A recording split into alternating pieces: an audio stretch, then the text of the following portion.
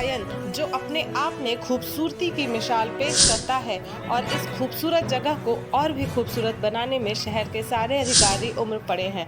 पर्यटक भी इस अभियान को देखकर काफ़ी खुश हैं।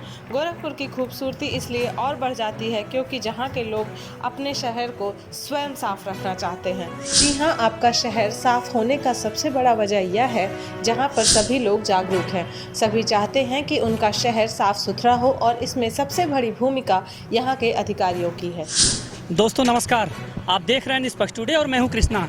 इस समय हम लोग गोरखपुर के नौका विहार पे मौजूद हैं, जहां हमारे पुलिस के कुछ भाई श्रमदान कर रहे हैं और ये गोरखपुर में एडीजी द्वारा और एसएसपी द्वारा गोरखपुर के कुछ जगहों पे साफ सफाई अभियान चलाया जा रहा है। अभी पिछले शनिवार को रामघाट पे चलाया गया था सफाई अभियान और आज नौका विहार पे आप देख रहे हैं जहाँ पे बहुत सारे दर्शनार्थी आते हैं, यहाँ पे सैलानी आते हैं घूमने के लिए और इस जगह पे हमारे पुलिस के जवान भाई अपना श्रमदान कर रहे हैं साफ सफाई। हमारा नाम दिवाकर चतुर्वेदी है।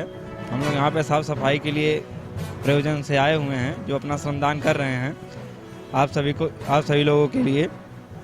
और हमारे साथ 25 लोग और आए हैं और भी टोलियां आई हैं जो अपना श्रमदान कर रही हैं। जी, आज रामगढ़ ताल में नौकायान पर पुलिस व नगर निगम की टीम के द्वारा यह कार्यवाही एडीजी जोन महोदय के नेतृत्व में की गई है, जिसमें कि यहाँ पर साफ सफाई को लेकर अभियान चलाया गया था।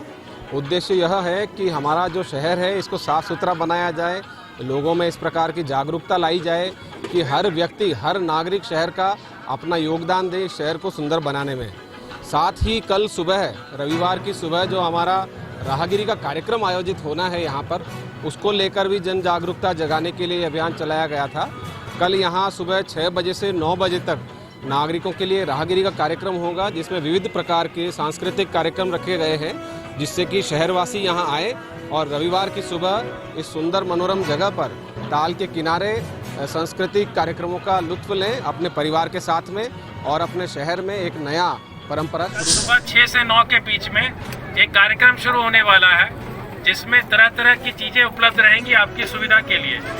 जिला प्रशासन, जिलाधिकारी और वरिष्ठ पुलिस अधीक्षक और राहगिरी फाउंडेशन जो दिल्ली की है, उन लोगों ने मिलकर एक आप लोगों के लिए यहाँ पर घूमने की व्यवस्था की है और यहाँ पर तरह तरह की चीजें उपलब्ध रहेंगी, जहाँ आपको पेंटिंग करने का, योगा करने का, एक्सरसाइज करने का, म्यूजिक करने का, गेम्स खेलने की फैसिलिटी रहेगी। अलग अलग काउंटर रहेंगे। हमारा गोरखपुर है जो कि नौका विहार बहुत ही अच्छा है जगह, प्लेस घूमने के लिए। हम लोग डेली आते हैं और अच्छा लगता है। हम लोग पास में ही रहते हैं, तारामंडल में ही मेरा घर है, तो बहुत ही अच्छा। देखिए साफ सफाई भी हो रहा है, पुलिस वाले स्वयं आके कर रहे हैं आके मतलब सफाई, क्योंकि कुछ लोगों ने गंदगी फैला दिया था।